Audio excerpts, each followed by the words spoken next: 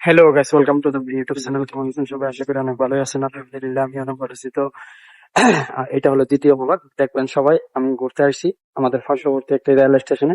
আমার যাত্রা হলো এই কক্সবাজার থেকে যাব সিটাং। মানে আমার যাত্রা কক্সবাজার থেকে সিটাং। তো দেখবেন, কিন্তু আমি একটা রেল মিস করে ফেলছি আমার ভুলের কারণে। একটু আগে আসলে আমি রেলটা পেতাম আর কি।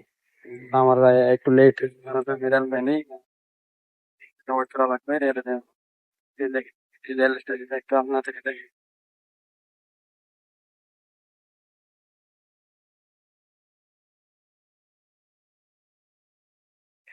দেখেন, মানে রেল আসতে অনেক লেট হবে। এখন বাজে 4টা, 3:45।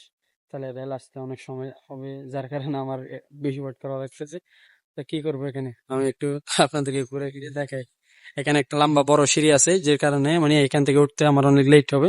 আর এখানে একটা সিঁড়ি আছে দেখেন, এখান থেকে হুট করে উঠতে পারবো।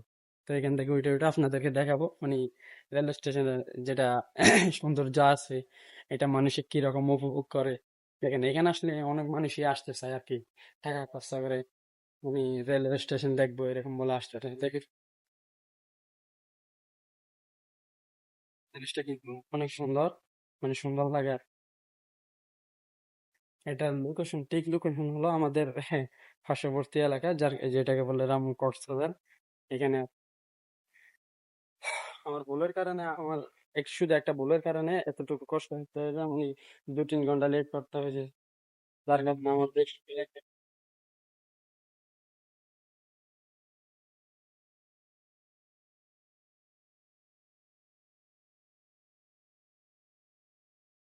ভিডিওটি দেখে যদি শেষ পর্যন্ত দেখবেন।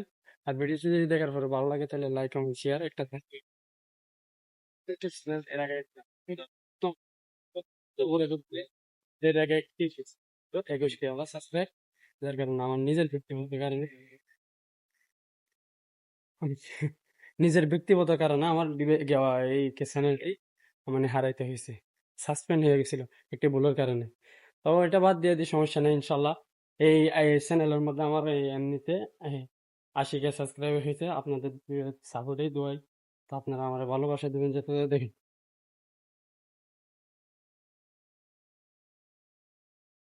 আমি একলা, আমার সাথে অনেক দুই ভাই ছিল আমার সাথে। ওরা মানে কি আমার একটু এই 20 মিনিট আগে আসার আগে ওরা আমার মানে কি আমার তুই এখানে রেখে চলে গেছে। যাক, সমস্যা নাই, এটা নিয়ে আমি কেউ টেনশন করি না। তো আমার যাতে একটু লেট হয়, আপনারা দোয়া করবেন যাতে সুস্থ মতো সুরক্ষিত ভালো করে মানে পৌঁছাতে পারি যে জায়গায় যাব।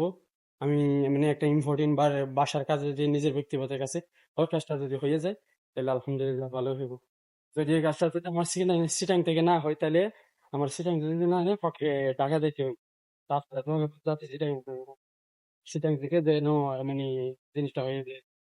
আমার কিছু মনে করবেন না, আমি এই সবাই আমার জন্য দোয়া করবেন। আল্লাহ হাফেজ।